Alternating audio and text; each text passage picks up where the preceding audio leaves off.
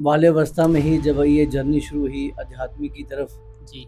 पौने 5 साल की आयु थी जब हमने श्रीमद् भागवत महापुराण सप्ताह कथा करना प्रारंभ कर दी थी। पिछले दिनों इलेक्शन से पहले ये बड़ी अफवाह चल रही थी कि महाराज जी भी इलेक्शन में खड़े होने वाले और वो भी बीजेपी की तरफ से। हम आपको फ्यूचर में पॉलिटिक्स में जाते हुए देख सकते हैं। ऐसा कुछ नहीं है, पॉलिटिक्स में हमारा कोई इंटरेस्ट नहीं है। आप कश्मीर में जाके 3 बार तिरंगा लहरा के आए हो और इससे पहले किसी भी संत ने वहाँ पे जाके तिरंगा नहीं लहराया है। तो डिस्ट्रिक्ट पुलवामा में पहली बार तिरंगा झंडा लहराया गया, पहली बार वहाँ पे तिरंगा झंडा चढ़ा के वहाँ पे चढ़ाया गया।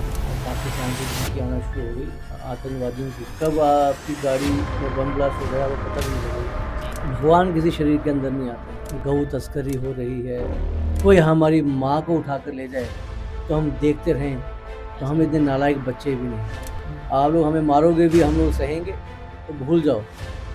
इसके लिए फाइट करनी पड़ेगी तो करनी है। किसी को बोलोगे जटा टवी खलज जल प्रवाह पावित स्थले गले वलम विलंबितम भुजंग तुंग मालिकम। आप बोल के देखो।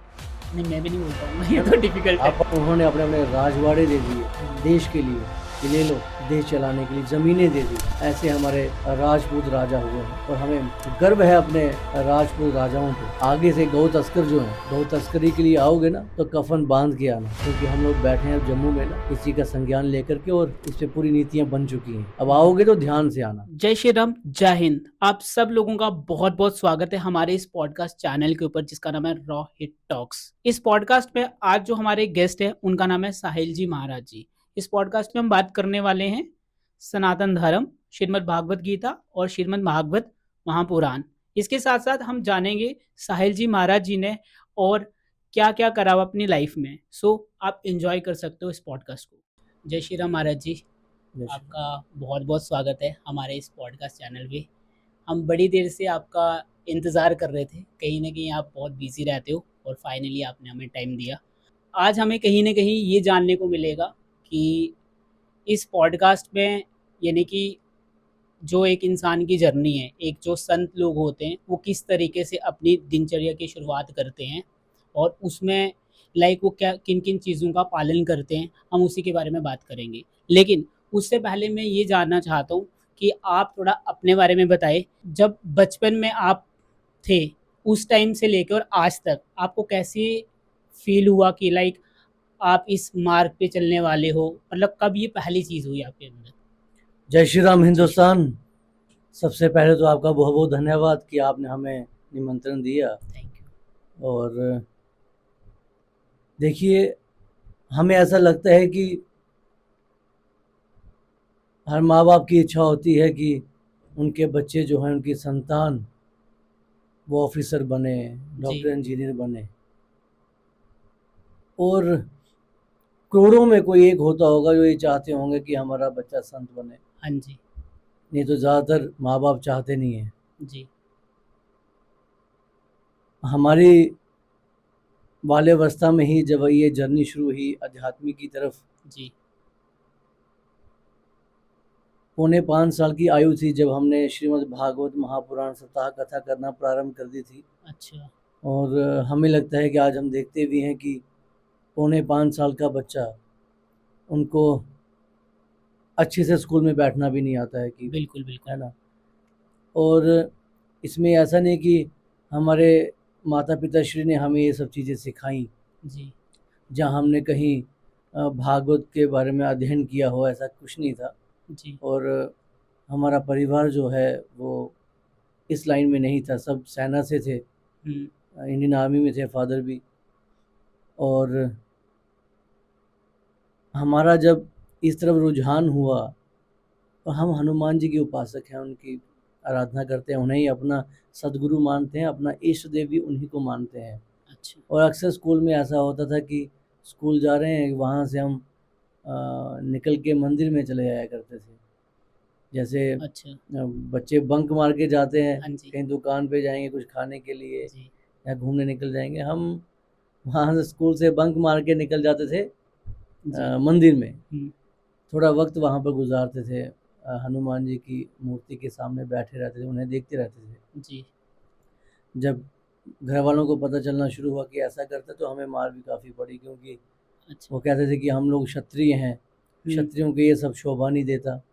ये तो ब्राह्मण को देता है है। ना। हाँ, तो ब्राह्मणों का काम है ये, तुम कर रहे हो।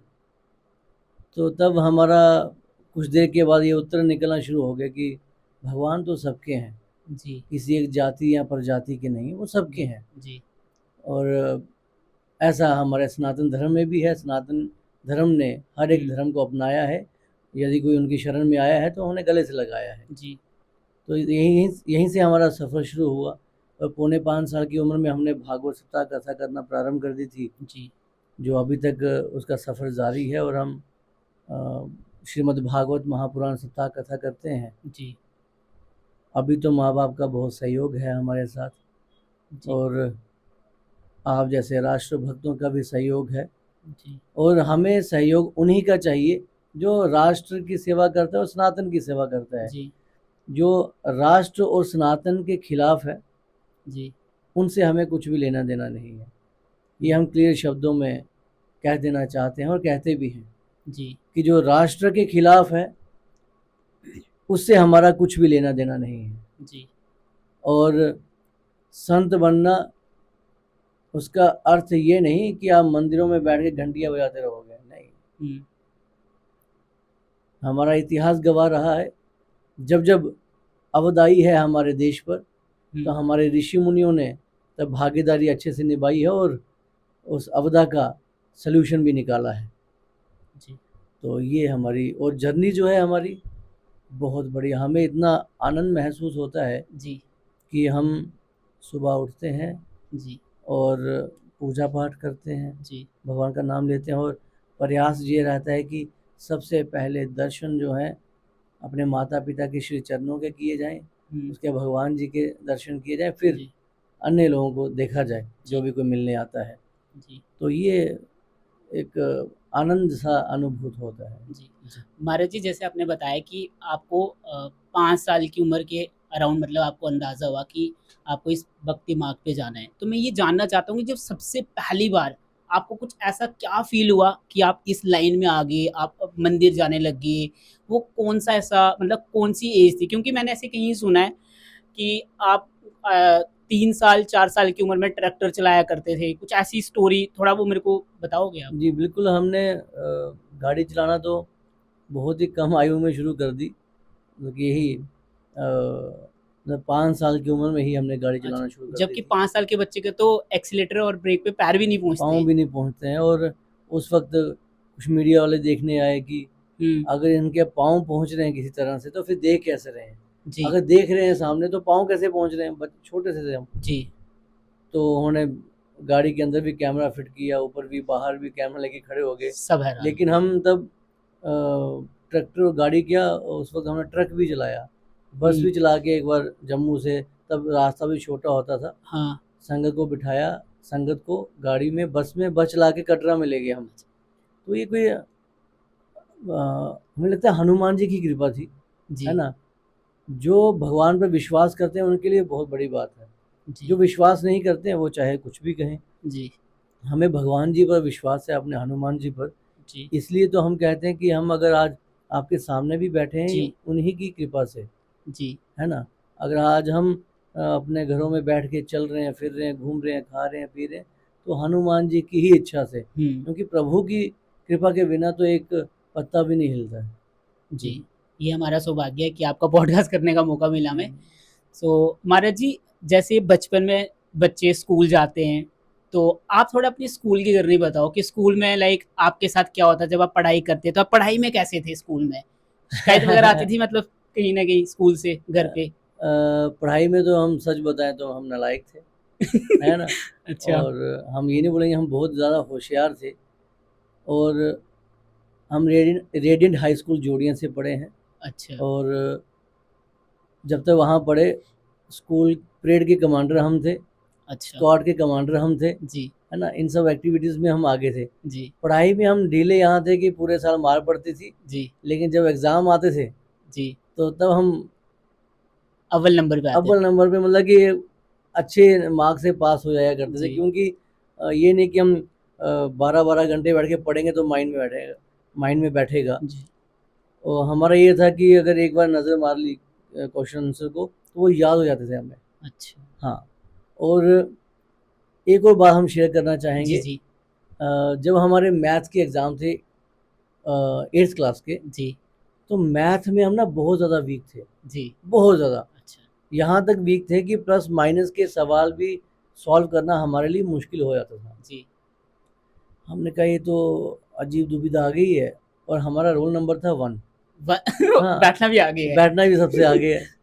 और फर्स्ट क्लास से लेके 8th क्लास तक हमारा रोल नंबर 1 ही रहा। अच्छा, ठीक है? ये वन इसलिए, सॉरी मैं आपको बीच में रोक रहा हूँ, ये वन इसलिए था क्योंकि आप फर्स्ट आते थे? नहीं, ऐसा नहीं था। फर्स्ट फर्स्ट वाली कोई बात नहीं थी। उनको ऐसा लगता था कि कमांडर भी है, परेड का भी है, ओके स्क्वाड का भी, शायद इसलिए। अच्छा अच्छा। और थोड़े से हम शरारती वगैरह भी थे। तो जी जब हमारा एग्ज़ाम था और 8th का एग्ज़ाम था और बोर्ड वाले सामने आके बैठे थे, टीचर्स वगैरह, हमने क्या किया, जो सवाल नहीं आता था वहाँ लिखा श्री राम जय जय राम। अच्छा, और मैक्सिमम सवाल हमें नहीं आते ही नहीं थे, ओके। है ना? हमने लिखा श्री राम जय जय जय राम। जय राम। आज शायद बोर्ड वाले सुन रहे होंगे तो उनको लगेगा कि ये क्या हो गया। वो ये हुआ कि जब रिजल्ट आया जी तो 50 में से 49 मार्क्स आए हमारे 8th में, मैथ में से। मैथ में, हाँ, तो ये तो मिरेकल हो गया ना। ये ये प्रभु श्री राम जी की कृपा से ऐसा हुआ कि जो सवाल नहीं आते थे तो हमने वहाँ श्री राम जय जय राम लिख दिए। जहाँ तो फिर बाद में भगवान जी ने आके सॉल्व कर दिए होंगे, बिल्कुल जहाँ फिर उनको लगा कि नहीं, श्री राम जय राम लिखा है, कोई सनातनी बैठा होगा चेक करने वाला, जी तो उन्होंने हमें अच्छे मार्क्स दे दिए। कुछ भी हुआ होगा। तो हमारा कहने का तात्पर्य सिर्फ ये था कि जो लोग कहते हैं कि भगवान नहीं है, जी ऐसा नहीं है। आज भगवान है जी तो हम लोग जीवित हैं। जी और कुदरत अगर देखनी है तो माँ के स्तनों में दूध तभी आता है जब एक संतान को जन्म देती है। उससे जी। पहले दूध क्यों नहीं आता? जैसे वो जन्म लेती है, किसी संतान को जन्म देती है, जी उसके स्तनों में भगवान जी दूध भर देते हैं ताकि वो संतान जो है वो भूखी ना रहे। जी चाहे वह माँ किसी शहर में रह रही हो, चाहे वो किसी जंगल में रह रही हो, भगवान जिसको जन्म देते हैं जी उसके पालन पोषण के लिए माँ के स्तनों में दूध जी भर देते हैं ताकि जी। वो बच्चा भूखा ना रहे। ये कुदरत ही तो है, क्या है ये? चमत्कार। फिर लोग कहते हैं भगवान नहीं है, क्या बात है? तो बात थोड़ी है। जी जी ओके महाराज जी, हम अभी आपके जो बचपन की जर्नी, अभी हम उसी के बारे में और बात करना चाहते हैं कि जैसे कि आपने बोला कि आपने एग्ज़ाम दिए और कहीं ना कहीं 50 में से 49 नंबर आए आपके मैथमेटिक्स में। जी। तो आप शरारती भी तो काफ़ी रहे होंगे, जिसकी वजह से आपको घर पे डांट मार या कुछ ऐसी पड़ती थी, या घर वालों ने बहुत लाड वाड करा आपको बचपन से ही? नहीं, लाडले तो थे ही हम घर वालों के, क्योंकि हमारे माता पिता ही ने कभी किसी चीज़ की कमी नहीं आने दी। जी पर हाँ, खिलौनों में हमारा इंटरेस्ट कम था, क्योंकि हम खेलने कूद में ज़्यादा रहते थे कि हमें रेसलिंग करनी है। अच्छा, अब रेसलिंग, तो आप हाँ, रेसलिंग देखते थे महाराज जी? नहीं देखते नहीं थे। हमारे फादर जो वो एक रेसलर थे, ओके है ना, ओके। कुश्ती वगैरह करते थे इंडियन आर्मी में भी। जी वो एक अच्छे रेसलर थे, तो इसलिए हमारे अंदर भी वो चीज़ें थी। और ऊपर से हनुमान भक्त, जी तो फिर वो चीज़ें सोने पे सुहागा हो गई। तो वो बचपन से था। लेकिन हाँ, स्कूल से स्कूल में मार पड़ती थी हमें। कोई ऐसा हमारे किस्सा बताओ स्कूल का, मतलब जो आज तक आपने कहीं पे रिवील नहीं करा है, बट यहाँ पे आप बताओ, बड़ा इंटरेस्टिंग सा किस्सा, क्योंकि आपसे तो बड़े ऐसे रहे होंगे किस्से। एक्चुअली स्कूल की बातें अगर देखें तो अभी कुछ दिन पहले हमारे एक सोमी सर है, सोमी जी सर हुआ करते थे उस वक्त। जी। तो वो मैथ ही पढ़ाते थे, अच्छा। और उस स्कूल के वो ऑनर भी थे। जी तो प्रिंसिपल हुआ करते थे रमेश सर, जी और Somi sir as a teacher वहाँ पे अध्यापक पढ़ाया करते थे। जी।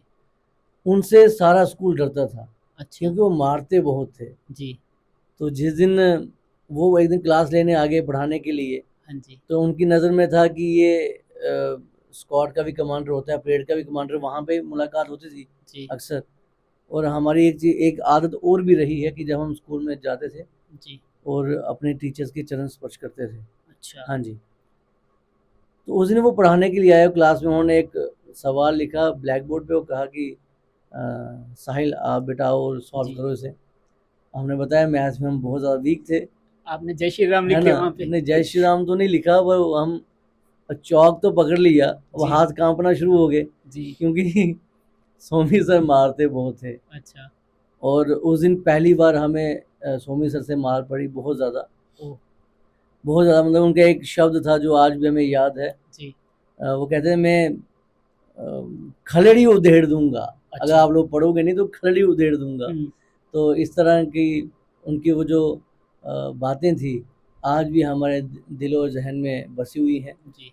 और उनका उस मार के पीछे जो अध्यापक का प्रेम था हमारे जी। प्रति, वो आज भी हमारे दिल में जागृत है। जी। और आज भी जब कहीं सर हमें मिलते हैं हम्म। और कभी आपका उस तरफ जाना हुआ या जो लोग सुन रहे हैं जी। वो कभी पूछेंगे भी, तो हम आज भी जब स्कूल में जाते हैं जी। अपने अध्यापकों के सामने हम चेयर पे नहीं बैठते हैं। जी। जहाँ तो नीचे बैठेंगे, जहाँ फिर जी। उसी डेस्क के ऊपर बैठेंगे जिसके ऊपर वो बच्चों को बिठाते थे जी। हमें।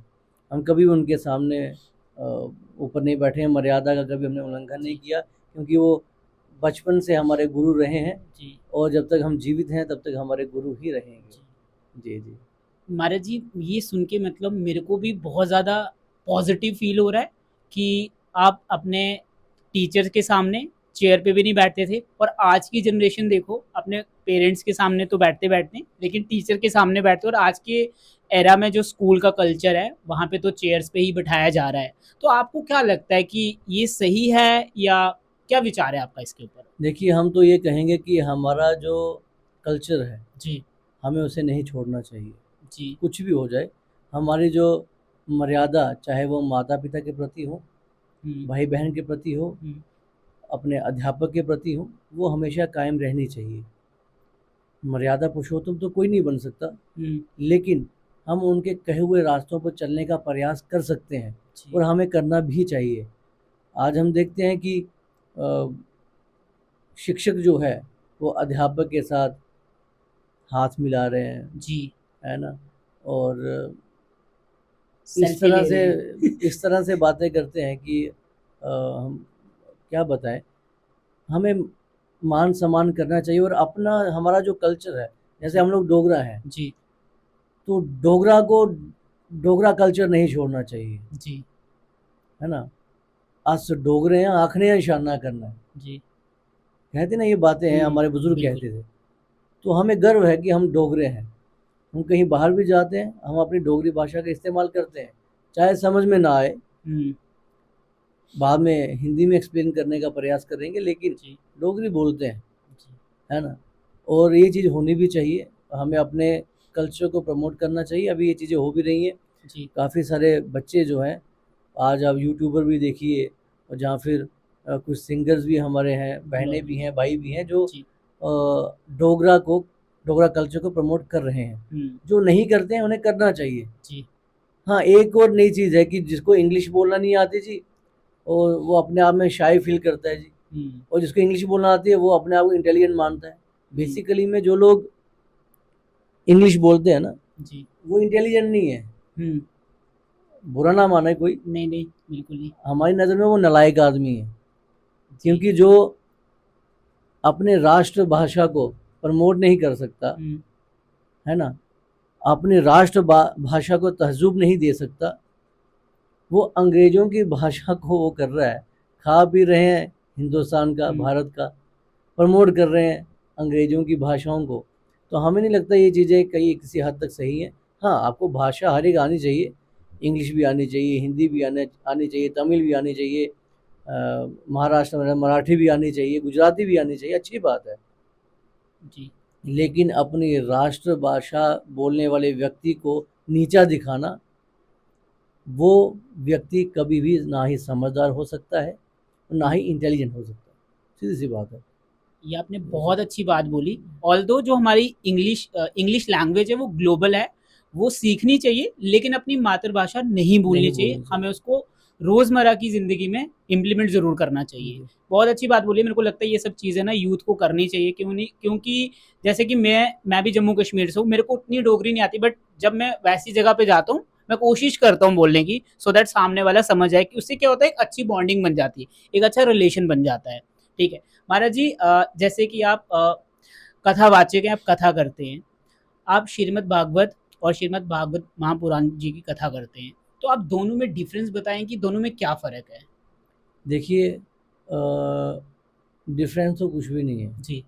ये सिर्फ़ हम लोगों का मानना है कि कोई माँ भगवती को मानता है, जी कोई प्रभु श्री राम जी को मानता है, जी तो कोई भगवान श्री कृष्ण को मानता है। तो उसमें वो संदेश शेयर कर देते हैं कि जी भगवान कृष्ण अलग हैं, राम जी अलग हैं। अलग कुछ भी नहीं है, जी सब एक ही हैं। और हमें लगता है कि हमें कभी भी हमें अपने ग्रंथ पढ़ने चाहिए। जी श्रीमद् भागवत महापुराण, जी 18 पुराण है, 6 शास्त्र हैं, 4 वेद हैं। और हमें अपने पुराणों का ज्ञान होना चाहिए, शास्त्रों का ज्ञान होना चाहिए, जी वेदों का भी ज्ञान होना चाहिए। हम्म, और आप स्कूलों में पढ़ते हैं, ठीक, अच्छी बात है। और किसी ब्राह्मण के पास जाके ये ज्ञान भी लेना चाहिए, शास्त्रों का, पुराणों का, जी वेदों का। लेकिन डिफरेंस नहीं निकालना चाहिए ओके कि इसमें डिफरेंस क्या क्या है। ओके अगर हम संत होकर इसमें डिफरेंस बताने लग पड़े तो हम में और आम आदमी को फ़र्क रहेगा नहीं। सब एक है, कुछ भी अलग अलग नहीं है। ओके जी। अच्छा, आप थोड़ा सा विस्तार में बताएं हमें, जैसे कि श्रीमद् भगवत गीता से हमें ऐसी कौन कौन सी चीज़ें सीखनी चाहिए। वैसे तो सारी चीज़ें सीखने वाली हैं, बट जो आज के मॉडर्न एरा में हम इम्प्लीमेंट कर सकते हैं। बिल्कुल।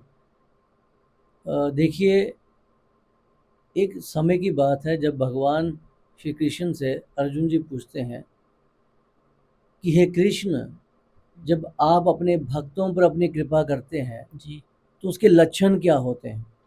अर्थात आपके भक्तों को कैसे पता चलेगा कि अब आप अपनी कृपा उन पर कर रहे हो। तब भगवान श्री कृष्ण मुस्कुराते हुए कहते हैं कि हे पार्थ, हे अर्जुन, जब मैं अपने भक्तों पर अपनी कृपा करता हूँ ना, तो सबसे पहला लक्षण होता है मैं उससे धन खींच लेता हूँ, उसके पास पैसा नहीं रहने देता। यदि फिर भी वो मेरा नाम लेना ना छोड़े, फिर मैं उसकी इज्जत खींच लेता हूँ। जहाँ भी जाता है लोग उसके बारे में बुरी बुरी बातें करते हैं, लोग उसे गालियाँ निकालते हैं, उसके चरित्र पर जाते हैं। फिर भी पार्थ, यदि वो मेरा नाम लेना ना छोड़े, फिर जिस भी कार्य को वो हाथ डालता है उस कार्य के बड़े नज़दीक होता है, मैं उस कार्य को अधूरा छोड़ देता हूँ, उसका कोई काम नहीं बनने देता।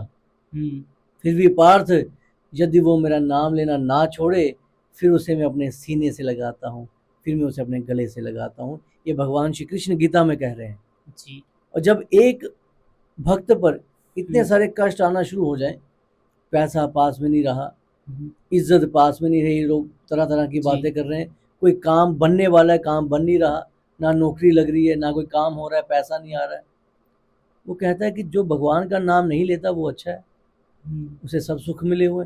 हम जितना भगवान का नाम ले उतना दुखी है, हमने नहीं लेना भगवान का नाम। तब वो अपनी परीक्षा से हार जाता है। हम कहना चाहेंगे कि जब ये चीज़ें किसी के साथ भी हों तो समझ लेना कि अब भगवान श्री कृष्ण अपनी कृपा आप पर कर रहे हैं और आपका इम्तिहान ले रहे हैं, तो इससे पास होएं। क्योंकि जब हम स्कूल में भी पढ़ने जाते हैं, जहाँ पैसे देते हैं, एक साल पढ़ने के बाद भी अध्यापक हमारा एग्ज़ाम लेते हैं कि जो हमने पढ़ाए से आया भी है कि नहीं। तो इसलिए जब भगवान इम्तिहान ले तो हमें उसमें से पास होना चाहिए। ये भगवान श्री कृष्ण गीता में कहते हैं। लेकिन महाराज जी, आज के टाइम पे तो लोग सिर्फ पैसे के पीछे भाग रहे हैं, इज्जत के पीछे भाग रहे हैं। जैसे कि आपने देखा होगा, बहुत नाम होना चाहिए, नेम फेम के पीछे भाग रहे हैं। इसका मतलब क्या कि उनके ऊपर भगवान की कृपा नहीं है क्या? नहीं, ये कलयुग का प्रभाव है। और नाम के पीछे कम लोग भागते हैं, ज़्यादातर लोग भाग रहे हैं पैसों के पीछे। हाँ जी। कि हमारे पास पैसा है, पैसा आएगा तो हम नाम भी कमा लेंगे, और असल में ऐसा होता नहीं है। आप बताइए, अपने बच्चों का पालन पोषण करने के लिए यदि एक पिता को कुकर्म भी करना पड़े, आज के समय में वो भी कर रहे हैं। किसी का हिस्सा मारकर अपने बच्चों का पेट भरना क्या अच्छी बात है? नहीं। अपने बच्चों का पेट तो भर लिया, उनके बच्चे तो भूखे रह गए ना। बिल्कुल। हालांकि भगवान भूखा रहने नहीं देते, तकलीफ तो हुई ना जी। तो हमें नहीं लगता ये चीज़ सही है। उससे ना ही आप अमीर होंगे, ना ही आपका नाम बढ़ेगा। नाम बढ़ेगा दो चीज़ों से, माता पिता की सेवा और राष्ट्र की सेवा, इन दो चीज़ों से। अगर दोनों में से आप एक भी नहीं करते हो, एक करते हो, तब भी आपको कुछ होने वाला नहीं है। दो चीज़ें ज़रूरी हैं, माता पिता की सेवा और राष्ट्र की सेवा, ये होनी चाहिए। आप माता पिता की सेवा करोगे तभी आप भगवान की सेवा कर सकते हो। अगर आप भगवान की सेवा करते हो, माँ बाप दुखी हैं, तो भगवान की सेवा करने का कोई फ़ायदा ही नहीं है। ये चीज़ है। लेकिन महाराज जी, आज की जो जनरेशन है, जो यूथ है, वो तो कहीं न कहीं पैसे के पीछे ही भाग रहा है। आप देख रहे होंगे, सोशल मीडिया का टाइम है, हर एक इंसान एक-दूसरे से देख रहा है, सोशल मीडिया पे रील्स देख रहे हैं कि यार उस इंसान ने ये वाली गाड़ी खरीद ली, वो यहाँ पे घूम रहा है, वहाँ पे घूम रहा है। इसका क्या कारण हो सकता है कि इतने ज़्यादा लोग फैंटेसाइज़ हो रहे हैं इन सब चीज़ों की तरह, मटेरियलिस्टिक चीज़ों की तरह? देखिए एक चीज़ और भी है, आपने देखा होगा, इसके साथ हम एक और बात जोड़ना जी, चाहेंगे कि जब अक्सर लोगों की शादियाँ होती हैं ना, तो जी। शादियों में क्या होता है कि बेटी वाले दहेज देते हैं, हाँ है जी। ना? और कुछ लोग दहेज में बहुत कुछ देते हैं, लड़के वाले लेते हैं तो वो देते हुँ, हैं। हुँ। तो जो साथ वाला होता है वो कहता है हमारा भी बेटा, हम भी जब शादी करेंगे ना, हम भी इससे ज़्यादा दहेज लेंगे। जी, तो फिर कहीं न कहीं ऐसी चीज़ें होती हैं कि जो गरीब पिता है वो नहीं दे पाता, उनकी बच्चियों को प्रॉब्लम्स होती हैं, हुँ, बातें सुननी पड़ती हैं। जब उनकी शादी हो जाती है तो वहाँ पे आता है कि तुम क्या लेके आई? जी। वो हमारे पड़ोसन है, उनकी बहू आई, उसने इतना कुछ लाया। ये हुँ, असल में वो लोग यही भूल जाते हैं कि जिस पिता ने एक पुत्री को जन्म दिया, उसका पालन-पोषण किया, हुँ, पढ़ाया-लिखाया, बड़ा किया, हुँ, उसने जब अपनी पुत्री आपको दे दी, इससे बड़ी दौलत क्या है? हुँ, दौलत तो उन लोगों ने भी कमाई होगी। जी, जब अपनी कमाई हुई दौलत से आप लोगों का रज नहीं हुआ, हुँ, जब उससे पुष्टि नहीं हुई, तो किसी की एक दिन दौलत मिलने से कितनी पुष्टि हो जाएगी? हुँ, तो हमें इसी का ध्यान रखना चाहिए और जितने भी हमारा यूथ है, वो आपने देखा होगा, आप सही कहा आपने, गाड़ियाँ लेनी है, घूमना है, ये दिखावा है। हुँ, तो ये दिखावे की ज़िंदगी है। जैसे बच्चे क्लब में जाते हैं, हुँ, डांस करते हैं, पता नहीं कितना-कितना पैसा वहाँ पे लगाते हैं, नशे करते हैं। जी, लेकिन जब समय आता है उन्हें पता चलता है कि इन सब चीज़ों में कुछ नहीं है। हुँ, सिर्फ़ अपने शरीर की बर्बादी और पैसों की बर्बादी और अपने समय की बर्बादी है। हुँ, जब तक वो समय आता है उनको समझने का, तब तक वो समय उनके हाथ से निकल चुका होता है। तो इसलिए इन सब चीज़ों में कुछ नहीं है। अगर कुछ है तो भगवान के नाम में ही है और राष्ट्र की सेवा में है। हमारे फ़ौजी जो फ़ौज में हैं, हुँ, और वो फ़ौजी जो देश की सेवा के लिए, सिर्फ़ जी, ये नहीं कि हमें महीने की सैलरी मिलेगी उसी के लिए। हुँ, जो फ़ौज की सेवा करने की मंशा रखते हैं कि अगर फ़ौज में हम आए हैं, तो हमें देश की रक्षा करनी है, उन फ़ौजियों को सैल्यूट है। उनके जी, माता-पिता को सैल्यूट है। हुँ, जितनी भी पैरामिलिट्री फ़ोर्सेस में आज आप देख रहे हैं कि जम्मू कश्मीर पुलिस कितना काम कर रही है। हुँ, आज मिलिटेंटों के साथ भी हमारी जम्मू कश्मीर पुलिस लड़ रही है, जी, ठीक है? और फिर बातें भी हमारी जम्मू कश्मीर पुलिस को सुननी पड़ती हैं। हुँ, कोई अच्छा बुरा कुछ भी बोल रहा है, सुननी पड़ती हैं। और ये एक उनका उनके अंदर समुंदर है कि वो अच्छाई बुराई सब सुन रहे हैं। लेकिन हम लोगों को ये पता होना चाहिए कि अगर फोर्सेस हमारे घरों के बाहर लगी है तो हमारी प्रोटेक्शन के लिए, हुँ, ठीक है? कहीं रैलीज़ निकलती है, वहाँ प्रोटेक्शन होती है। हमारे हमें कुछ हो ना जाए उसके लिए, हुँ, तो हमें पुलिस का भी सहयोग करना चाहिए। ट्रैफ़िक रूल्स हैं, उनको भी फ़ॉलो करना चाहिए। अगर कोई ट्रैफ़िक वाला आपको रोक लेता है, ट्रैफ़िक पुलिस वाला, कि आपने सीट बेल्ट नहीं पहनी, चालान करते हैं, वो इसलिए करते हैं ताकि नेक्स्ट टाइम कि से नेक्स्ट टाइम आप ऐसा ना करें। आपका एक्सीडेंट हो तो सीट बेल्ट जो है किसी हद तक आपको बचाने का, हाँ, आप बच सकते हो। जी, इसलिए हेलमेट के लिए क्यों करते हैं चालान? गिर कि जाएगा तो भैया नुकसान। अगर आज चालान नहीं करेंगे ना, अब हेलमेट नहीं पहनोगे, हुँ, कहीं गिरोगे, हेड इंजरी होगी, तो मरने के चांसेस रहते हैं। जी, तो हमें उनकी बातों को मानना चाहिए। और यही चीज़ें आप किसी दूसरी कंट्री में चले जाओ आप, वहाँ आपको कोई कहता भी नहीं, आप खुद ही फॉलो करते हो। क्योंकि वहाँ डर इतना है। हाँ, आप केला खाते हो, यहाँ पे छिलका बाहर फेंक देते हो। बाहर की हुँ, कंट्री में क्यों नहीं करते हो ऐसा? क्योंकि वहाँ के रूल आप लोग यहीं से पढ़ के जाते हो, फॉलो करते हो। जी, हमारी पुलिस थोड़ी-सी शरीफ है, इसलिए आप ये सब चीज़ें कर रहे हैं, नहीं करना चाहिए। बिल्कुल, हम लोगों को गर्व होना चाहिए कि हम लोग भारत में रह रहे हैं। हुँ। जी। हाँ, जैसे कि आपने बताया, पुलिस और आर्मी हमारी काफ़ी सेवा करे और बहुत अच्छे तरीके से उस देश को प्रोटेक्ट करे और हमें भी उनका सहयोग करना चाहिए। बहुत ही अच्छी बात है और डेफ़िनिटली हम भी करेंगे और इवन जो भी इस पॉडकास्ट को देखेगा, उसको भी कहीं न कहीं ह इन सभी चीज़ों का पालन करना चाहिए। महाराज जी, हम बात कर रहे थे श्रीमद् भगवद गीता के बारे में और आपने वहाँ पे हमें बताया कि आपको क्या सीखने को मिलता है। अब आप एक कोई ऐसी चीज़ बताओ, मतलब कोई ऐसा क्या हम सीख सकते हैं श्रीमद् भागवत महापुराण से, वो वाला बता सकते हो आप? देखिए, हम ये कहेंगे कि श्रीमद् भागवत महापुराण सप्ताह कथा में जी। केवल भगवान श्री कृष्ण की लीलाओं का वर्णन सुनाया गया है। अच्छा। और ऐसी ऐसी अद्भुत लीलाएं जो भगवान श्री कृष्ण ने करी जी। द्वापर युग में आके, उन सब लीलाओं का वर्णन है। और सिर्फ उनकी लीलाओं का वर्णन सुनने मात्र ही इंसान की आत्मा तृप्त हो जाती है। हमें भूख लगी है, हम खाना खाते हैं तो भूख शांत होती है ना। जी। वैसे हमारी आत्मा की भूख कब शांत होती है? जब हम भगवान श्री कृष्ण की लीलाओं का वर्णन सुनते हैं। उनकी लीलाओं का वर्णन सुनने मात्र ही हमारी आत्मा तृप्त हो जाती है। जी। तो हमें प्रतिदिन चाहे एक लीला ही उनकी वो अपने घरों में पढ़नी चाहिए, जहाँ फिर किसी से सुननी चाहिए, रोज ये अवश्य करें।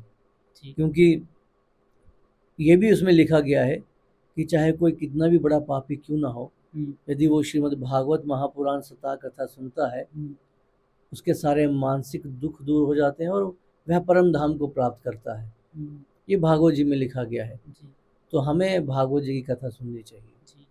अच्छा महाराज जी, इसी से के रिलेटेड एक क्वेश्चन है, वो ये कि अगर कोई इंसान नया नया आया स्पिरिचुअल जर्नी में, तो उसको सबसे पहले कौन सा ग्रंथ पढ़ना चाहिए, मतलब कौन सी किताब से उसको शुरुआत करनी चाहिए? सबसे पहले उसको राम राम जपना चाहिए। राम राम। राम राम, श्री राम जय राम। तो और एक दिन में हमें कितना मतलब उसको और जप करना चाहिए? हमें लगता है कि जब आप इसकी कोई संख्या नहीं होती। कोई संख्या नहीं है।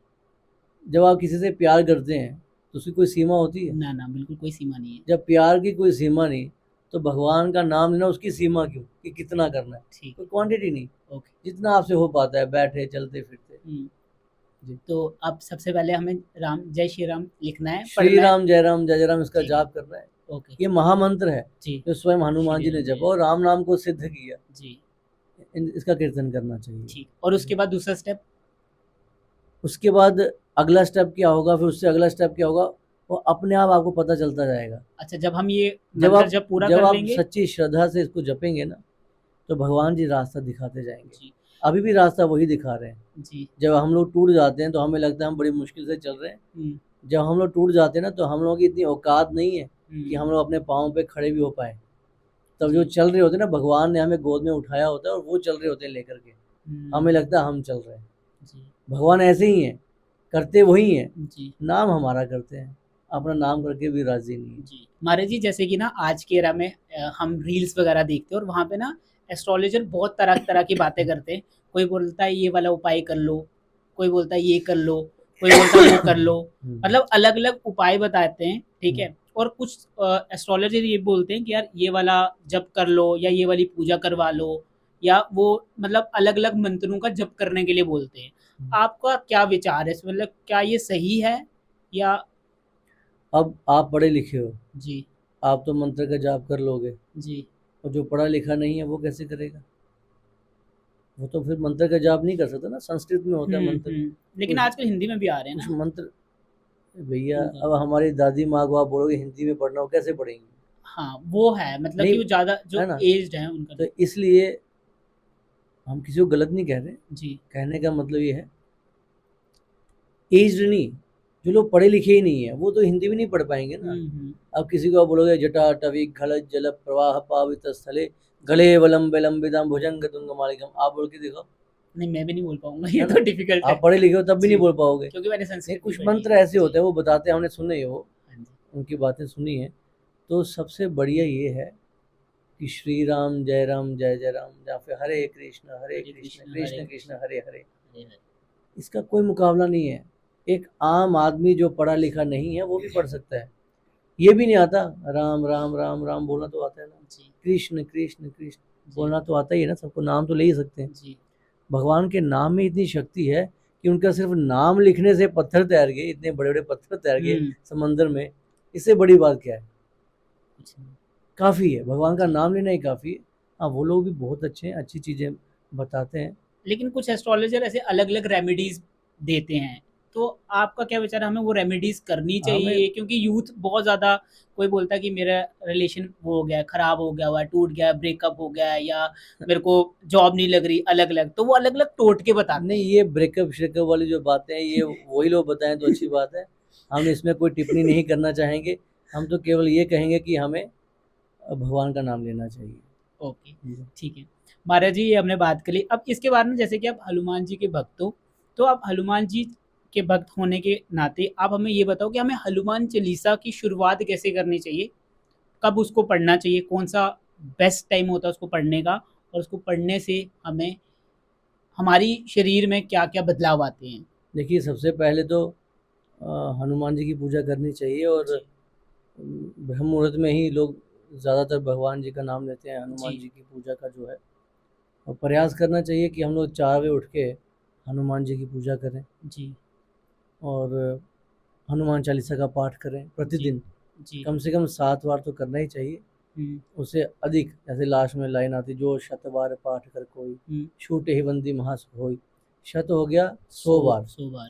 अगर 100 बार कर सके तो उसका कोई मुकाबला ही नहीं है, लेकिन हम्म, 7 बार तो प्रतिदिन करना ही चाहिए हनुमान चालीसा का पाठ हो। इससे भूत पिशाच निकट नहीं आवे, महावीर जब नाम सुनावे, जी संकट ते हनुमान छुड़ावे। जी। संकट ते हनुमान छुड़ावे। जो भी संकट होगा उससे हनुमान जी जब छुड़ाएंगे। ये आया कि ऐसा कोई कार्य नहीं जो हनुमान जी नहीं कर सकते, सब जी हनुमान जी कर लेंगे, जी। तो सारे देवी देवता कहते हैं फिर हम लोग छुट्टी में चले जाते हैं, हम्म, सब हनुमान जी नहीं कर रहे हैं। तो हनुमान जी ने कहा ठीक है, मैं बचाऊंगा नहीं, बचाने का काम आप लोगों का, मेरा काम छुड़ाने का। हम्म, अब जैसे कोई पुलिस स्टेशन में जेल में बंद हो गया, हाँ हनुमान जी बचाने नहीं जाएंगे, छुड़ा के ले जाएंगे, अच्छा। तो बचाने की भी नौबत नहीं आएगी, हम्म, है ना। संकट ते हनुमान छुड़ावे, जी मन क्रम वचन ध्यान दिलावे। जी वो संकट से छुड़ा के ले जाते हैं हनुमान जी, जी अपने भक्तों को जो उनका नाम लेता है। ठीक है। और हमें उनका चिंतन करना चाहिए, हनुमान चालीसा का पाठ तो करना ही चाहिए। उससे हमारे विचार भी शुद्ध होते हैं, जी। और प्रभु भक्ति में मन भी लगता है और दिल भी लगता है। जी। अच्छा महाराज जी, जैसे कि बहुत सारे लोग बोलते हैं कि मेरे अंदर ये वाले भगवान आ गए, कोई बोलता है माता आ गई, कोई बोलता है हनुमान जी आ गए, कोई बोलता है शिव भगवान आ गए। क्या सच में इस 5 तत्व के शरीर के अंदर भगवान जी का वास, मतलब ऐसे डायरेक्टली आ सकते हैं वो? वैसे तो हमारे अंदर जी भगवान जी तो हैं ही हैं, लेकिन क्या सच में आ सकते हैं या क्या होता है वो? आप कुछ लोगों को हमसे निराश कर देंगे अगर हम कुछ नहीं बोलेंगे नहीं, ना। ये हाँ, इम्पोर्टेंट है क्योंकि इसके बारे में पता होना चाहिए बहुत। जैसे मेरे माइंड में ये वाला एक क्वेश्चन है, तो बाकियों देखिए, के माइंड में भी इसमें होगा। इसमें भगवान किसी शरीर के अंदर नहीं आते हैं, सबसे जी पहली बात तो ये। जी। क्योंकि मल मूत्र से भरा हुआ शरीर, इसके अंदर भगवान आएंगे? हम्म, ऐसा नहीं होता है। हम्म, भगवान का एक अंश, भगवान की कृपा कह सकते हैं आप, हम्म, कि भाई इस व्यक्ति पर भगवान की कृपा है, तो वो जी चीज़ें हैं, वो है। आप कहेंगे माता रानी मेरे अंदर ही आके बैठ गई जी। है ना, ऐसा नहीं होता।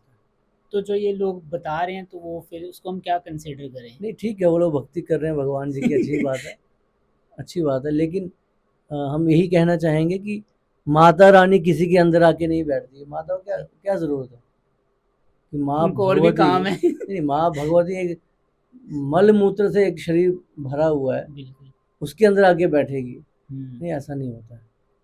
हाँ, माता रानी की कृपा होती है बहुत उन पे, हम्म, ऐसा नहीं कि नहीं होती, बहुत कृपा होती है। वो अच्छा। एक ऐसे व्यक्ति पे जिसके बीच में माँ का नाम चल रहा है, वो सारी चीज़ें हैं, वही काफ़ी है। जी। माँ खुद आके नहीं बैठती, ना कोई भी देव। जैसे कि आज, मतलब आज के टाइम पे ना बहुत सारे लोग इंटरनेट से ये देख रहे हैं कि मेडिटेशन करनी चाहिए, मेडिटेशन करने से इंसान काम रहता है, कूल रहता है। तो मेडिटेशन किस तरीके से शुरू की जाए, मतलब थोड़ा सा प्रोसेस बता दें तो बेटर नहीं, ये होगा। बहुत बढ़िया है, बहुत अच्छी बात आपने पूछी है। आज का आप देखिए, हमारा यूथ जो है ना, जी। बहुत डिप्रेशन में जा रहा है। हम्म, आज के समय में उनको काउंसलिंग की ज़रूरत पड़ती है, डॉक्टर से। जी माँ बाप डॉक्टर्स के पास लेके जा रहे हैं, पहले काउंसलिंग कौन करती थी? माँ। जी। आज माँ नहीं कर पा रही है, तो हम्म, डॉक्टर की ज़रूरत पड़ रही है। जी। एक डॉक्टर नहीं, दूसरा डॉक्टर, फिर दूसरा नहीं, तीसरा डॉक्टर। हम्म, सबसे बड़ा कारण है मोबाइल फ़ोन। Mobile phone. हाँ, हमारे बच्चे मोबाइल देखते हैं, अच्छी चीज़ें भी, बुरी चीज़ें भी, फिर भूत वाली चीज़ें, जी है ना, हॉरर चीज़ें देखना शुरू जी। कर देंगे, और फिर कहीं लड़ाई झगड़ा हो रहा है वो चीज़ें, हम्म, फिर गाने आ जाएंगे, फिर भजन आ जाएंगे, जी। फिर कार्टून्स। अच्छा, अब कार्टून्स भी ऐसे ऐसे बने हैं, डरावने भी हैं। हम्म, उससे हमारे बच्चे ना फ्रस्ट्रेट हो रहे हैं। जी। देन जब माँ बाप उनसे फ़ोन छीनते हैं, तो और भी ज़्यादा फ्रस्ट्रेट होते हैं। क्यों छीन लिया? ये एक कहानी में देख रहा था, और कहानी अधूरी रह गई, और आगे क्या होने वाला था मुझे देखने नहीं दिया। जी। फ्रस्ट्रेट होकर माँ बाप से झगड़ा करते हैं, हम्म, इज्जत भूल जाते हैं कि जी। माँ बाप की क्या इज्जत है। फिर उनके अंदर वो इतने डिप्रेस हो जाते हैं कि ज़रूरत पड़ती है एक डॉक्टर की। जी वो कहते हैं काउंसलिंग करो, उसमें सारी चीज़ें निकल के फिर बाहर आती हैं। जी तो मोबाइल फ़ोन जो है सबसे बड़ा कारण है। पहले मोबाइल फ़ोन इतने नहीं हुआ करते थे, थे तो इतना कुछ नहीं था। जी तो माएँ जो हैं अपने बच्चों को अच्छे संस्कार भी देती थी। सामने रामायण का पाठ करना, गीता का पाठ करना, जी सुबह शाम आरती करना, बच्चों ने देखना भगवान को भोग लग रहा है घर पे, भगवान की सुबह शाम आरती हो रही है, ठीक है, भगवान की चर्चाएँ हो रही हैं। आज के समय में माँ-बाप अपने बच्चों को समय ही कितना देते हैं, जी बैठते भी नहीं उनके पास। जी और माँ जो है वो खुद भी फ़ोन में लगी रहती है, ठीक है, और बच्चों को ज़्यादा सँभालना ना पड़े तो स्वयं ही फ़ोन पकड़ा देती हैं कि ये फ़ोन चलाते रहें, हम बाकी इतनी देर में घर का जो काम है वो कर लेते हैं। जी तो बच्चों को वो आदत हो जाती है। मेडिटेशन एक ऐसी दवाई है जिसे करने के बाद आपको दवाई खाने की आवश्यकता नहीं पड़ती, ठीक है।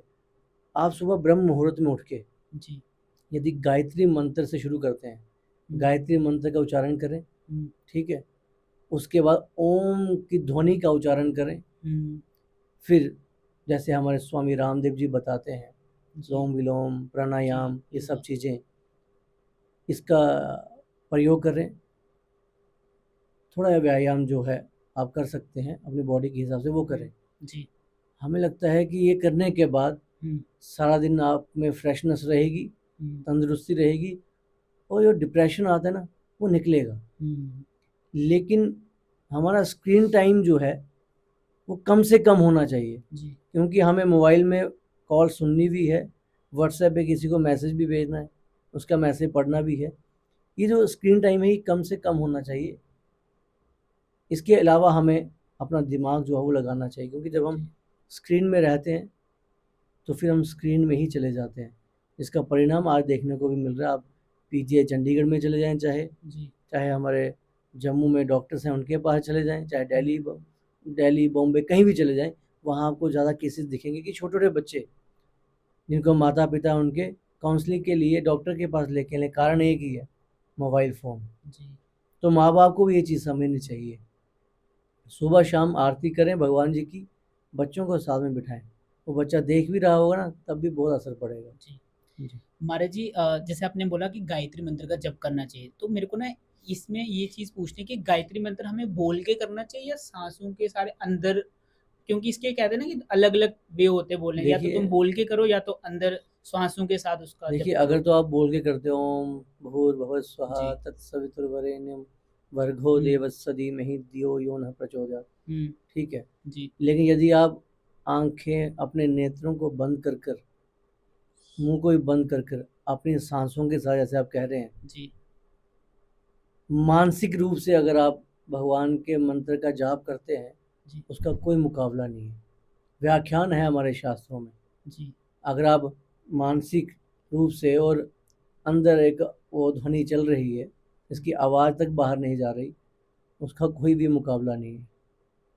यदि आपने हवन करना है और आपके पास हवन लेने के लिए, सामग्री के लिए पैसे नहीं है, इसका मतलब आप हवन नहीं कर सकते हैं। नहीं कर सकते ना फिर, अगर आपके पास पैसे नहीं है सामग्री के लिए, कैसे करेंगे?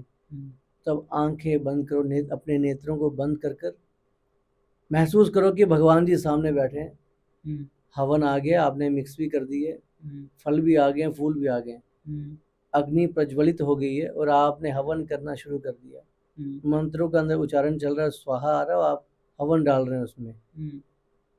वो जो पूजा है ना, उसका कोई मुकाबला नहीं है। आप कर देखें, बहुत आनंद फील होगा, ऐसा लगेगा कि रोज ही हवन कर रहे हैं। हम तो ऐसा ही करते हैं, हम ऐसे ही करते हैं, हम कहीं भी हैं तो इससे जो आनंद की अनुभूति होती है, हमें नहीं लगता किसी और चीज़ से होगी। अच्छा महाराज जी, कहीं ना कहीं हमने बहुत सारी बातें कर ली, अब हम थोड़े से आगे बढ़ते हैं। जैसे कि मैं आपके बारे में रिसर्च कर रहा था और रिसर्च में मैंने आपकी कुछ यूट्यूब पे इंटरव्यूज़ देखे और पता चला कि आप पिछले 2020 के बाद से लेके अभी तक आप कश्मीर में जाके 3 बार तिरंगा लहरा के आए हो, और इससे पहले किसी भी संत ने वहाँ पे जाके तिरंगा नहीं लहराया है। तो बताएं ये कैसे विचार आया आपको और आपको डर नहीं लगा? जबकि आपको बहुत सारी धमकी भी मिल रही थी, थ्रेट मिल रही थी कॉल्स पे, मैंने ये भी देखा आपके इंटरव्यूज़ हुए, तो थोड़ा-सा वो आप हमें बताएँगे? जी, बिल्कुल। हमारा एक बार वहाँ पे जाना हुआ कश्मीर में, ऐसे बहुत बार जाते थे। जी। एक समय ऐसा था कि जब हम वहाँ पर गए तो हमारे एक आर्मी ऑफिसर से जानकार थे, हुँ, तो उन्हें पता चला कि हम आ रहे हैं, तो उन्होंने कहा कि आप आ ही रहे हैं तो हमसे मिलकर जाना। हुँ, हम हाईवे पे खड़े होकर जहाँ उन्होंने कहा प्रतीक्षा कर रहे थे। जैसे उनकी आर्मी की गाड़ी आई और हमारी गाड़ी को बीच में लिए वो आगे ले गए हमें। हुँ, कहते जहाँ आप खड़े थे ये डिस्ट्रिक्ट कुलगाम है। सबसे डेंजरस। हाँ, और डिस्ट्रिक्ट कुलगाम में जैसे आप खड़े थे भगवा डालकर, यहाँ पसंद नहीं करते लोग। हुँ, कब आपकी गाड़ी में बम ब्लास्ट हो जाएगा वो पता भी नहीं चलेगा। हुँ, मैंने कहा जी हम तो अपने स्टेट में खड़े हैं ना। कहते नहीं ऐसा नहीं है। हुँ, और अगर आपको कोई कहे भी, कितना हुँ, भी कहे, तो लिंक रोड के अंदर मत जाना कुलगाम में। हुँ, तो ये बात हमारे दिमाग में बैठ गई कि हम अपने ही स्टेट में, अपने ही देश में ऐसे नहीं घूम पा रहे। इस तरह से नहीं घूम पाएंगे। तो फिर सीआरपीएफ के जवान शहीद हो गए पुलवामा में। हुँ, तो हमने बनाया, अपने कुछ लोगों को कहा कि एक लिस्ट बनाओ हुँ, जहाँ जहाँ कभी झंडा चढ़ा ही नहीं हमारे देश का। हुँ, तो माननीय प्रधानमंत्री जी की वो वहाँ से आया कि घर घर तिरंगा एक अभियान जी, शुरू हाँ हुआ। जी, हाँ जी। ये घर घर तिरंगा तो था लेकिन वो हुँ, कहाँ था, हाईवे पर, हुँ, गांव की तरफ कोई जा नहीं रहा था। जी, तो डिस्ट्रिक्ट पुलवामा में पहली बार तिरंगा झंडा लहराया गया डांगीपुरा शहीद पार्क में। हुँ, तो पहली बार वहाँ पे तिरंगा झंडा चढ़ा जो हमने चढ़ाया वहाँ जी, जा कर के। मना किया गया, काफ़ी सारी चीज़ें हुई उसमें, पिछली वीडियोज़ में आपने सुना भी होगा। हुँ, उसके बाद डिस्ट्रिक्ट कुलगाम में एक गांव था, 26 जनवरी की बात है, जी, गुंड क्षेत्र है। वो डिस्ट्रिक्ट कुलगाम लिंक रोड से 25 किलोमीटर अंदर जाकर है। ओके। हमने कहा इस बार झंडा वहाँ चढ़ाएंगे। वो तो और डेंजरस एरिया हाँ, होगा। और वो बर्फीली पहाड़ी थी, जी, उसके ऊपर जाना है आपको, गाड़ियाँ चढ़ना भी मुश्किल था बहुत ज़्यादा। हुँ, तो जो भी हमारी स्कॉट गाड़ियाँ थी, जिप्सी जी, वगैरह, वो स्लिप हो रही थी वहाँ पे। हुँ, लेकिन हम लोग किसी तरह से वहाँ पहुँचे जी, और वहाँ के मुस्लिम लोगों के बीच में जाके हमने तिरंगा झंडा चढ़ाया, जी, भारत माता जय के नारे भी लगाए हुँ, और वहाँ से अच्छी तरह से वापस भी आए। फिर हाँ, वहाँ के जो लोग थे उनकी कुछ डिमांड्स वगैरह थी कि यहाँ पे ट्रांसफार्मर की हमेशा ओके, कमी रहती है, कुछ चीज़ें। हमने प्रशासन से बात बात करके जी, वो उस मसले को हल करवाने का प्रयास भी किया, हो भी हुँ, गया। जी, और जब हम वहाँ से वापस आए तो फिर हमें पाकिस्तान से धमकी आना शुरू हो गई, आतंकवादियों की, हुँ, कि तुझे हम छोड़ेंगे नहीं, इन सब सारी बातें, और जो रिकॉर्ड में भी हैं। जी, तो हमने डिस्ट्रिक्ट पुलवामा में, पामपोर में, बड़गाम में, बड़वन में, हुँ, गुंड जैसे क्षेत्रों में तिरंगा चढ़ाने का साहस किया। और क्या संत ही बात है। नहीं, वहाँ कोई पॉलिटिशियन भी नहीं गया आज तक। वही आप पहले हो। हमारे जो पॉलिटिशियंस हैं वो भी नहीं गए। जी, और अभी तो हमें लगता है काफ़ी हद तक सही हो गई थी चीज़ें, जी, और आशा करते हैं आगे भी सही रहेंगी। ओके। ये हमारे लिए बहुत ही प्राउड की बात है कि आपने वहाँ पे झंडा लहराया और बहुत ही खुशी होती है कि कहीं न कहीं हमारे संत इतने आगे निकल गए और हमारे देश को संत चला रहे हैं। बहुत ज़्यादा योगदान है उनका चलाने का, तभी देश आगे बढ़ रहा है। ओके, महाराज जी, आपके ना बड़े सारे पॉलिटिक्स कनेक्शन भी निकल रहे हैं। मतलब जब मैं आपके बारे में रिसर्च कर रहा था, तो पता चला आप बीजेपी को बहुत ज़्यादा सपोर्ट करते हो। ऐसा क्यों? नहीं, हम उन लोगों को सपोर्ट करते हैं जो राष्ट्र की सेवा करते हैं। हमने बताया आपको, जी। जो लोग भी राष्ट्र के लिए हमेशा खड़े रहते हैं, हुँ, सनातन के लिए हमेशा खड़े रहते हैं, हम हुँ, हमेशा उनके साथ हैं।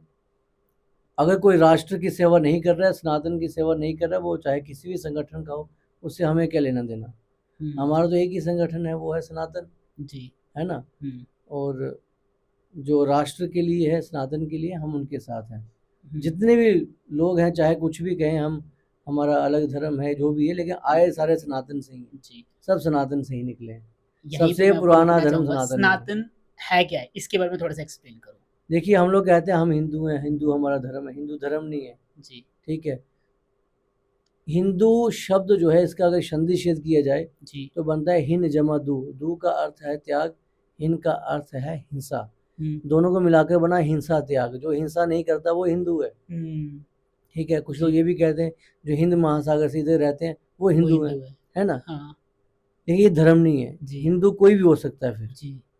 लेकिन सनातन हमारा धर्म है। सनातन जो क्या है? धर्म है ना वो सनातन है। हम्म। सबसे पहले सनातन धर्म ही हुआ, जी। कि बाद में सारी चीज़ें निकली हैं, सबने अलग अलग धर्म बना लिए, कुछ चीज़ें हुई, लेकिन निकले सनातन धर्म से ही हैं। अगर आप इतिहास के पन्नों को उठाकर भी देखोगे, हाँ कुछ लोगों ने अपने समय में प्रयास जरूर किया जी। इतिहास के पन्नों को बदलने का, हम्म। लेकिन बदल नहीं पाए और ना कभी बदल पाएंगे, इसमें कोई दोहराई नहीं है। जो हमारे राजा महाराजाओं ने जी। आज के समय में कोई छोटी सी ज़मीन नहीं किसी को दे पाता मंदिर के लिए या किसी के रहने के लिए, उन्होंने अपने अपने राजवाड़े दे दिए देश के लिए कि ले लो, देश चलाने के लिए ज़मीनें दे दी। ऐसे हमारे राजपूत राजा हुए हैं और हमें गर्व है अपने राजपूत राजाओं पे, जिन्होंने इतना कुछ किया है हमारे देश के लिए। हम कभी उन्हें गलत नहीं कह सकते हैं। पिछले दिनों आपने देखा होगा कि जम्मू में भी महाराजा हरि सिंह जी की हाँ जी। छुट्टी के लिए बात चली, तो जी। वो जायज़ थी और हम उन्हें भी सल्यूट करना चाहेंगे जो सोल्जर उस वक्त इस जंग में अड़े रहे, मार भी खाई, भूखे भी रहे, प्यासे भी रहे, लेकिन एक दिन उनका लक्ष्य जो था वो अचीव हुआ। वो हम प्रशासन का भी धन्यवाद करेंगे। बहुत सुंदर बात कही आपने सनातन के बारे में। अच्छा महाराज जी, पिछले दिनों इलेक्शन से पहले ये बड़ी अफवाह चल रही थी कि महाराज जी भी इलेक्शन में खड़े होने वाले और वो भी बीजेपी की तरफ से। क्या हम आपको फ्यूचर में पॉलिटिक्स में जाते हुए देख सकते हैं? ऐसा कुछ नहीं है, पॉलिटिक्स में हमारा कोई इंटरेस्ट नहीं है, है ना? और हम जिस फील्ड में हैं यहाँ बड़ा आनंद है हमें ना, और बाकी फ्यूचर के बारे में तो हम कुछ कह नहीं सकते हैं, भविष्य क्या होगा वो तो पता नहीं हमें, लेकिन वर्तमान में हम जहाँ हैं बहुत खुश हैं और बहुत कृपा है हनुमान जी की। जी। हाँ, अच्छी चला लेते हैं हम अपनी, हाँ जी। ज़रूर पड़ती है। ठीक है। अच्छा महाराज जी, अब ये पॉडकास्ट खत्म होने वाला है, लास्ट में कोई ऐसी एक चीज़ बताओ जो हमारे पूरे देश के लिए, मतलब अपने शब्दों में एक कोई ऐसी लाइन बताओ जो पूरे देश पे इम्प्लीमेंट हो या पूरी दुनिया में इम्प्लीमेंट हो। देखिए, हम अ, इस मीडिया के माध्यम से एक बात ज़रूर कहना चाहेंगे कि जितने भी हमारे भाई हमें सुन रहे हैं कि भाइयों की बहुत ज़्यादा आवश्यकता है, क्योंकि आप देख रहे हो कि गौ तस्करी हो रही है, ड्रग्स बेचा जा रहा है, फैलाया जा रहा है, जिसमें हमारे युवा भाई जो हैं वो फंसे जा रहे हैं। यहाँ तक कि हमारी बहनें भी फंसी जा रही हैं ड्रग्स के चक्कर में। हमें नशों से दूर रहना चाहिए अगर हमें अपने देश के लिए कुछ करना है और अपने लिए कुछ करना है, ड्रग्स से दूर रहना चाहिए। और जो गाय माता की तस्करी हो रही है, एक लक्ष्य बना लीजिए कि गाय माता को राष्ट्र माता का दर्जा दिलवाना है। अभी तक नहीं दिया तो अब दिलवाना है, इसके लिए फाइट करनी पड़ेगी तो करनी है। कुछ दिन पहले वो काफ़ी अरसे से होता आ रहा है कि हमारे भाइयों को किसी का सर फाड़ दिया, बाजू काट दिए, सब चीज़ें हुई हैं जम्मू शहर में भी। तो हमें इसी को मद्देनज़र रखते हुए हमें किसी को मारना नहीं है जी। क्योंकि पुलिस आपका सहयोग करेगी, लेकिन कोई हमारी माँ को उठा कर ले जाए तो हम देखते रहें तो हम इतने नालायक बच्चे भी नहीं। अपनी माँ को बचाने के लिए हमें किसी भी हद तक जाना होगा, हम जाएंगे। और जो जिन लोगों की ये मंशा है ना कि हम कुछ भी करेंगे और हमें कोई कुछ नहीं कहेगा, आप लोग हमें मारोगे भी हम लोग सहेंगे, तो भूल जाओ। अगर आप लोग हमें मार सकते हो और हम मार खा सकते हैं तो हम मार लगा भी सकते हैं। और आगे से गौ तस्कर जो हैं, गौ तस्करी के लिए आओगे ना तो कफन बांध के आना, क्योंकि हम लोग बैठे हैं जम्मू में ना इसी का संज्ञान लेकर के, और इस पे पूरी नीतियाँ बन चुकी हैं। अब आओगे तो ध्यान से आना। जय श्री राम। जय Shri Ram. Thank you so much महाराज जी, आप इस पॉडकास्ट में आए। हालांकि इस पॉडकास्ट को शुरू करते ही मैं थोड़ा बहुत नर्वस था, क्योंकि मैं पहली बार आपसे आपके सामने इस तरह से बात कर रहा था। आज से मतलब 4-5 बार पहले मैं आपसे मिला हूँ और मेरे को ना बहुत ज़्यादा पॉजिटिव चीज़ें फील होती हैं।